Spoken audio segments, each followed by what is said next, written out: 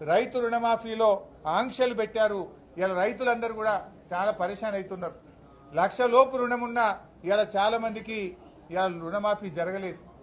ఇవాళ ఉదయమే ఒకరు చెప్పారు, డిసెంబర్ 9వ తేదీ వరకే ఉంటది, 9 తారీఖు నుంచి ఇవాళ వరకు ఉన్న వడ్డీ మననే కట్టుకోమంటున్నారట. డిసెంబర్ 9 నుంచి ఇలా జూలై నెల నడుస్తా ఉంది. ఈ 8 నెలల కాలానికి వడ్డీ మీరే కట్టుకోండి, వడ్డీ కడితేనే రుణమాఫీ అయిద్దంటున్నారు. ఈ రోజు వరకు ఉన్న 2 లక్షల రుణం మాఫీ చేస్తారా, డిసెంబర్ 9కి చేస్తారా? మోసం చేసింది మీరు. మొదటి సంతకం పెట్టమన్నారు, డిసెంబర్ 9 నాడే రుణమాఫీ చేస్తామని ఇవాళ వడ్డీలు కట్టుకోమని బ్యాంకులోళ్ళు రైతుల ముక్కుబిండి వసూలు చేస్తున్నారు. రేషన్ కార్డులో పేరు లేదని రుణమాఫీ ఆగింది. ఇంట్లో ఒకరికి ఉద్యోగం ఉందని రుణమాఫీ ఆగింది.